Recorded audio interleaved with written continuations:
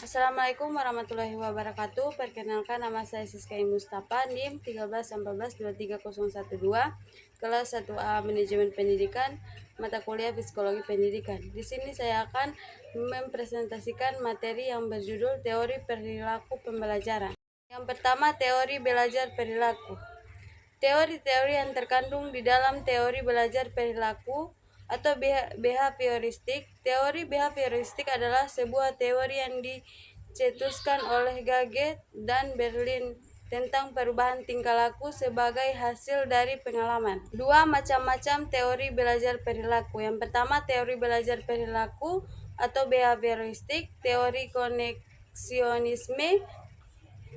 Yang ketiga, teori pengkondisian operan. Yang ketiga, implementasi dari teori-teori yang terkandung di dalam teori belajar perilaku. Yang pertama, teori pengkondisian klasikal.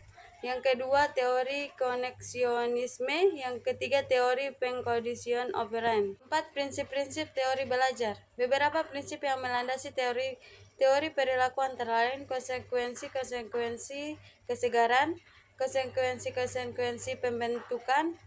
Yang kelima, keunggulan dan kelemahan teori-teori perilaku.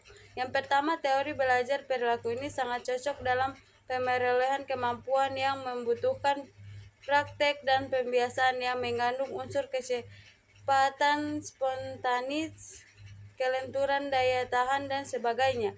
Kekurangannya teori belajar ini adalah pembelajaran siswa yang berpusat pada guru, bersifat mekanistik, dan hanya berorientasi pada hasil. 6. Tokoh-tokoh aliran behavioristik. Yang pertama, teori belajar menurut Ivan P. Pavlov. 2. Teori belajar menurut Edwin Guthrie.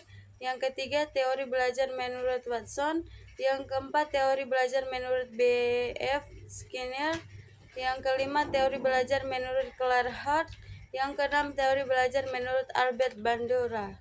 Kesimpulan dari materi ini yaitu berdasarkan tujuan penulisan makalah ini dapat disimpulkan bahwa teori belajar perilaku atau teori belajar behavioristik merupakan teori tentang perubahan tingkah laku sebagai hasil dari pengalaman. Teori ini merupakan teori belajar yang berdasarkan atas perilaku. Teori belajar ini dikembangkan atas dasar perubahan perilaku individu yang diberikan